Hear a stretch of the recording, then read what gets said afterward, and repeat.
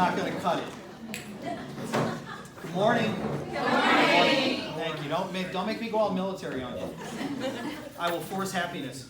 So I would like to introduce Carrie Funk. She is going to share her story to get us on the right philosophical footing for today's training. So please welcome Carrie.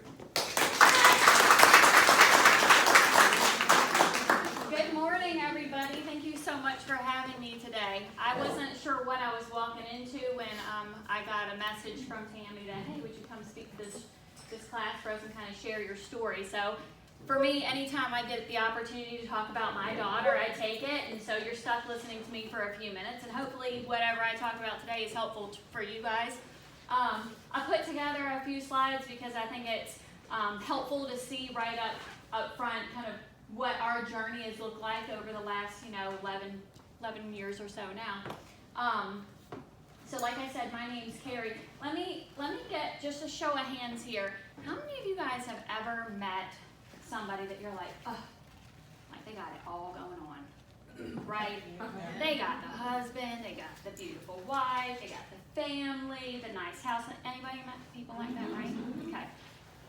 Well, up until October 23rd, I would have said that's me. I had it all. I had a wonderful husband, still have him. I have a wonderful ex-husband. How many of you can say that? I had 3 beautiful children at the time, Tyler, Alex, and Madison. Tyler was 11, Alex was 4, Madison was 2. Wonderful job that I'd been with for several years, running a call center. How funny is that, right? Nice house, nice car, nice neighborhood, great friends. I mean, I came here with my posse. I mean, like, I had it all. 3 o'clock, October 23rd, the phone call, it changed it all. So, my daughter went down for a nap. That was that. When my babysitter went to get her up, she was dead. She climbed the dresser. So what we think, she climbed the dresser for her cup, dresser fell, she was killed. So we didn't know about furniture strapping. And as you can imagine, my life got flipped upside down immediately. So here we are. This is all life is good, right? Beautiful, I got married. Obviously I already had a son, I told you I had an ex-husband. We go through, I'm pregnant, Madison's born, life is beautiful and wonderful and great. Isn't she beautiful? Yes. Day 1, I don't know, did you guys catch that? Day 1 of 757? Madison lived 757 days. In the 757. Right. And we lived 757 days. It's funny how numbers, I don't know why they mean something to me, but when I wanted to know, like, exactly how many days did my daughter live? Like, if you knew exactly how many days you had to live, would you do anything different? The good news is she was 2, right? So it's not like, and I don't mean this to be unkind, but for me, my own way of thinking about things is when I left that day to go to work, I don't have any regrets. She was 2. She knew she was loved. She had a wonderful babysitter who was loving her. She had great family. You know what I mean? So it wasn't like we got in a major fight, walked out the door, and she was killed in a car accident. Like, so I don't have any regrets about the 757 days my daughter lived. She was a loved, loved little girl. So here we go. This is her 2nd birthday. It's key, right? We didn't know this was going to be her last birthday. She loved Elmo. I thought it was important for you just to kind of see, like, the smile, her eyes. She's beautiful. And the reason I think this is important because we have a story to tell. If you can put a face with the story, it matters. And so I talk to people about strapping furniture all the time. You wouldn't believe some of the things that people say back to me. But man, as soon as I have a card in my hand and I hand it to them and they see her face and they see her pigtails, it becomes real. And so I wanted to make sure that you guys put a face with my daughter's heart valves, right? Because I think it's really easy to go ahead and think, we get into the motion of what we're doing every single day, and I'm calling because I need your organs, but this is the little girl that provided those 2 heart valves for other children. There's a face there. She's also protecting other children because we're sharing her story every single day. So Madison turned 2. she would be 13 next week. Here we go. The last pictures we took of her the day before she died, we didn't know those were going to be the last pictures. We took them because you can see her arm. She wrote all over herself with a magic marker. And she was proud. She had it all over her face. You can't really see it, but we can see it, her face and her arms here. And you can see day 757 of 757. Who knew? Life as we knew it became a blur. I'm sure you guys, well, hopefully you can imagine, but maybe some of you can.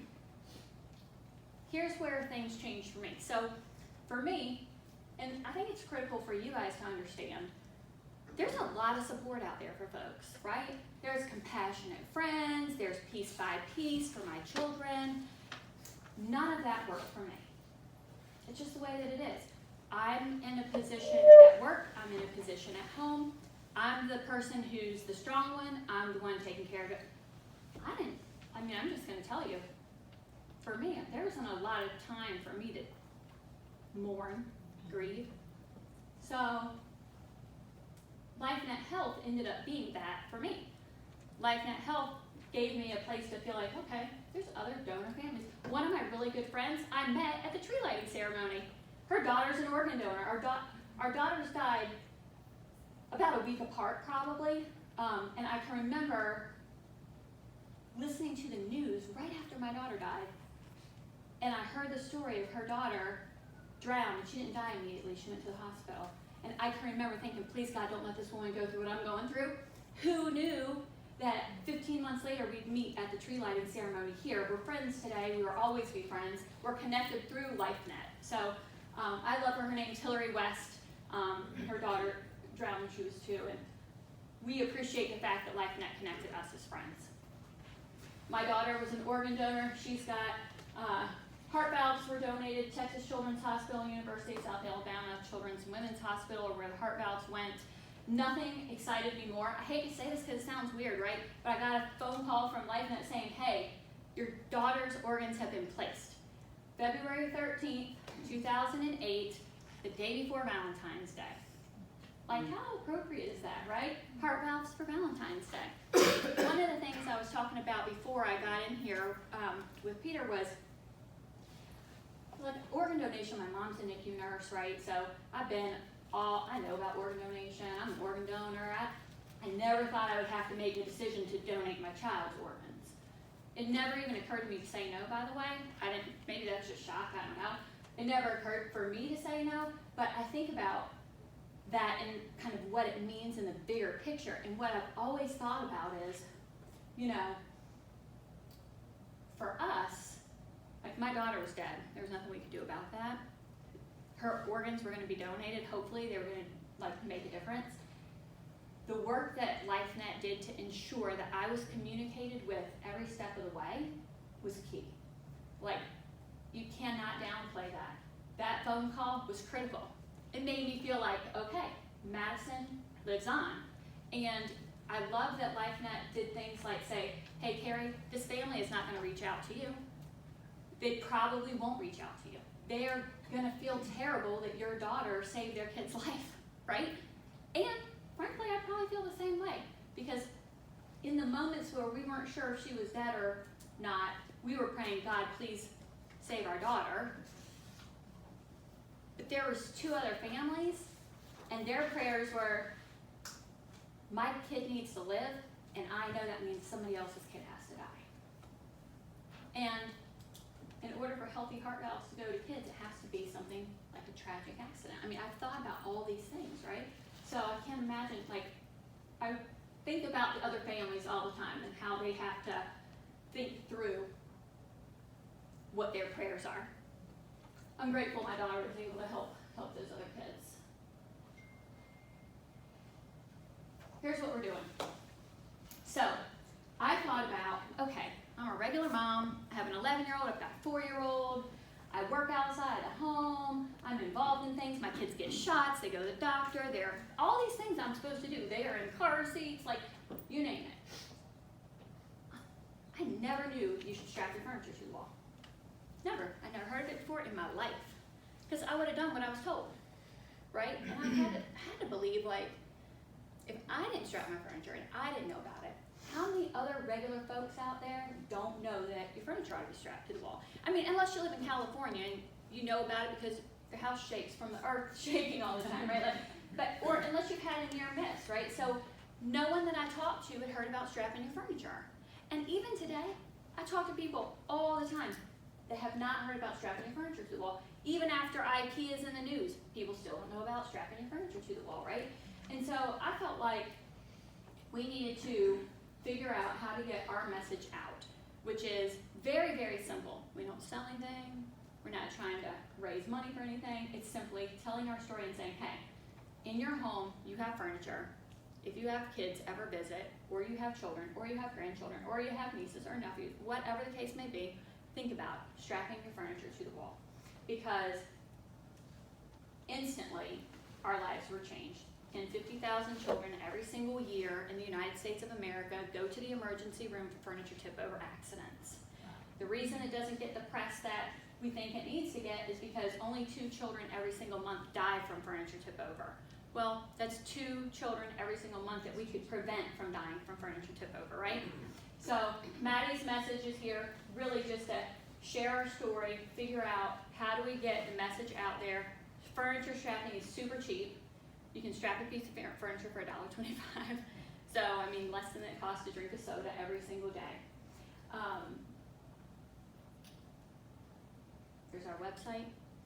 I would love to answer any questions you guys have for me. That's our story. I know I don't have a lot of time, but if you guys have any questions or anything, what I will tell you is I brought each of you furniture straps, so you can take a furniture strap home with you today. And I also brought you what we would like to call, what we do call random act of kindness cards. And so, for Maddie's 5th birthday, we kind of felt like we needed to do something. Because outside of my friends, my family, how are we going to get our message across?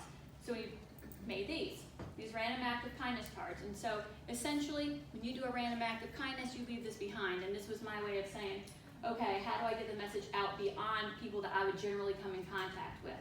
So leave this when you pay for the person behind you at McDonald's or the toll or whatever it is that you do to do random acts of kindness.